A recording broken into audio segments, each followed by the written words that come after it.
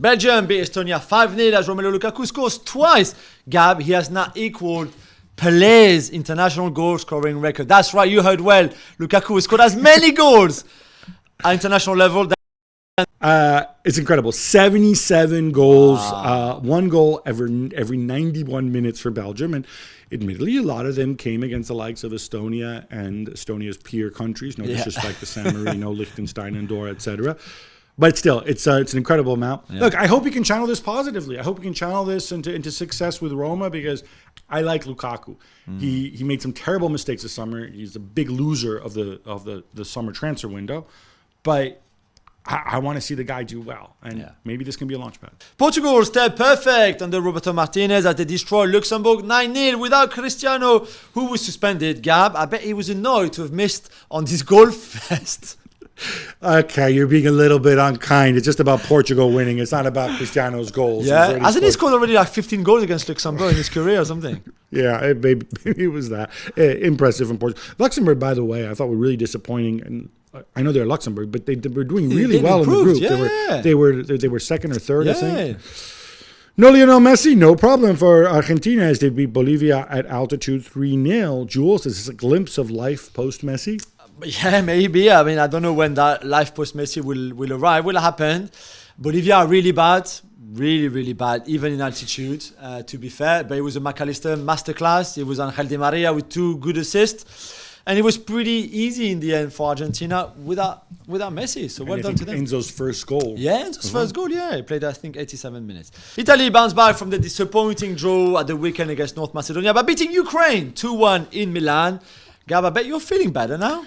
I am feeling a lot better. I don't want to deal with this nonsense again. Davide Frattesi scoring both goals. He looked good. So he doesn't start for Inter, but he starts for Italy and plays well. Inter are a better team. Okay, Inter came within minutes of taking City to... No, I'm just kidding.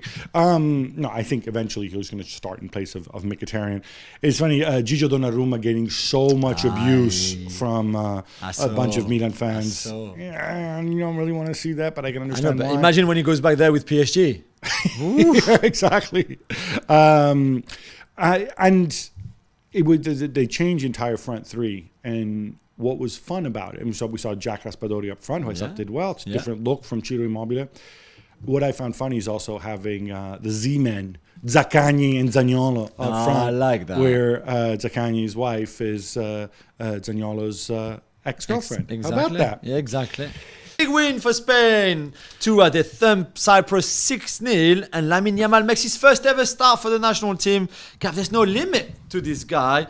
But how good are Spain really with their 2 French central defenders, of course, Laporte and Lenormand, the two Leus. Let me ask you about this. Okay, I love them. What is Lenormand's link to Spain? So Laporte is supposedly Basque, right? Yeah. I don't even know if they. I think is whatever. True. Lenormand just played 5 years for Real Sociedad, or more than 5 years now. So I think after 5 years in a country, you can get the nationality. Is it weird that the country that produced Gerard Piqué and Fernando Hierro and Sergio Ramos, you got to go next door to freaking France to get center backs? I think so. And they speak French together on the pitch. Lamine Yamal, once again, so much confidence out there, and he looks the part. I don't know. I thought he was too young. So far, he looks the part. Obviously, not somebody you necessarily want to count on, but wow, you don't want to put any limits on him. And Marquinhos' goal gives Brazil a 1-0 victory over Peru in South America in qualifying. Jules, how'd they look? I mean, that was a late goal, late. 90th minute, the Neymar corner and the Marquinhos goal. I thought they looked good. I mean, apart from Richarlison. I mean, it's not apart from Richarlison because he didn't play badly. But he scored another goal that was disallowed again by VAR. I mean, the guy only scores goals that end up being disallowed. You have to feel for him. He's clearly, as he said after the game, not in the best of places, or certainly not in the best of places in his head.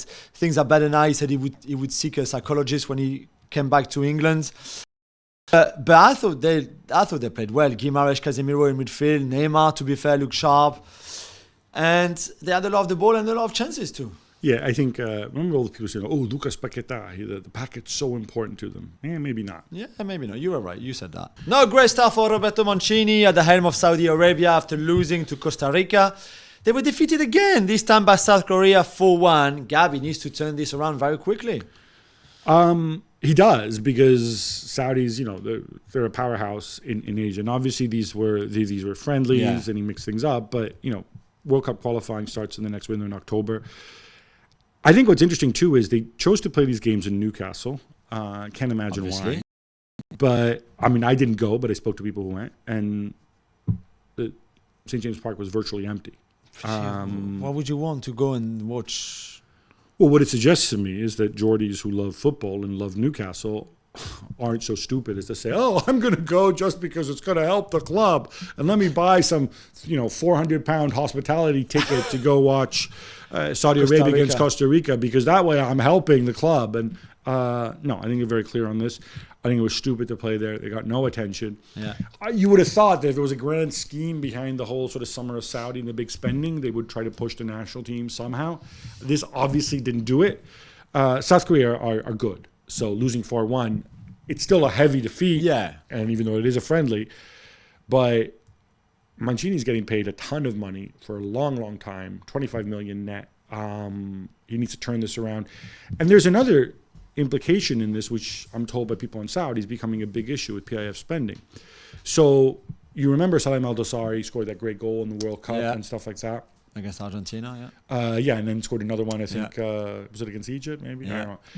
I don't know. So he was the league MVP last year, right? He's best player in the Saudi league. He plays for Al Hilal.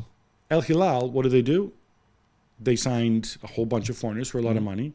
They signed Neymar. They signed Alexander Mitrovic, and they signed Malcolm, who obviously is coming for Russia. Wasn't as high profile, but they paid $60 million for him. Super talented player. I fear Salim Al-Dosari. I mean, he's been starting and stuff because Neymar's been out. But how do you feel? Like all of a sudden, and if you're Mancini, all of a sudden, all these guys Saudi has good players. Saudi players tend not to go abroad, so they were getting playing time. But now these guys. And these are established superstars. That's even with the limitation of foreign players. Well, there's 8 guys in the squad. Yeah, right? But still, imagine if there was no limitation. Indeed. Even worse. So I know this is going to be a problem. It seems pretty disjointed, and you wonder. I mean, PIF have invested. PIF are not the Saudi government, right? They're still controlled by the same guy, MBS, right? But I wonder at some point the Saudi FAs can go and knock on MBS's door and say, "Hey guys, you told us talk 2034 World Cup, blah blah blah. If you want us to have a good national team, we need to do something about massively. This." Ecuador beat Uruguay 2-1 as Kendry Paez makes his debut at 16 years and 131 days of age. See, he's worse than Lamine Yamal already. Yeah. Jules, he's the second youngest South American to make his international debut. Yeah. I don't like to hype things up, but I got to mention this because the first guy, the guy who's even younger than him on his international debut from South America, is named Diego Armando Maradona. That's where the bar's set. That's where the bar's set. And by one day as well, I think Diego was 16 and 130 days. Kendry Paez, who's had this great reputation of being a wonder kid, not just in Ecuador, but also in South America. Chelsea have been the ones signing him. I think there was a few European clubs who were after him. And gave an assist, by the way, in that game, albeit on set pieces. But still, he looks very good, promising. I mean, the talent is clearly there. There's still a long way to go, as we've said, for Yamal, as we saw with Ansu Fati, between the 16-year-old and then making it consistently at the top level in 2, 3, 4, 5 years' time, etc., etc. But I guess that's a good start for your national team when you make your debut against Uruguay and you're decisive and you win. And good news for Chelsea of course. Down the road. Obviously, you can't switch until you're 18 years old, so it's like the Endrick situation. Yes. So he's still at Independiente. Compared to Lamine Yamal looks like a man-child. I mean, Lamine Yamal has like an adult body. This guy does not. No, he looks fill out a little more. Yeah, definitely. He looks his age for sure. Yeah, definitely. Romania beat Kosovo 2-0 in a game that had to be suspended for 50 minutes, 5-0 by the referee after some fans raised a banner with a slogan, "Kosovo is Serbia," and were found to be making what UEFA call discriminatory chants as well. Yeah, so quick historical lesson. Kosovo is in between Albania and Serbia. Used to be part of the former Yugoslavia, and I think partly in Albania. There's a Serb minority population.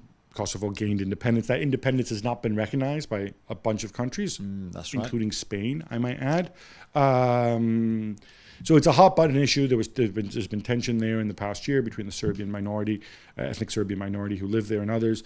Why Romania gets involved in this, I don't know. From what I understand from reports in the Romanian media, it's a group of Romanian ultras who were at the stadium, and they decided to go and do this.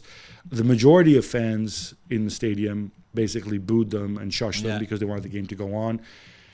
They applied the FIFA protocol that you would do in cases of racism. It's the exact same thing. I think I don't know who the referee was, but I think he did everything correctly. This is exactly what you want. You want to stop the game, take the players off the pitch until it stops. And then what effect, the reality is Romania will no doubt face sanctions here. They should. They should for the actions of a minority. Yeah. And this, again, is designed so that the Romanian FA are more careful who they sell their tickets to. Equally, I'd love it if they just had some Romanian cops there next to the ultras and say, oh, look, the stupid banner about these 2 other countries, not even our own. Okay, but, you're nicked. You're coming with me, right? Simple as, because you can't have this. Well, thank you very much for watching ESPN on YouTube. For more sports highlights and analysis, be sure to download the ESPN app. And for live streaming, premium content, and let's not forget as well, ESPN FC 7 days a week. Subscribe to ESPN Plus.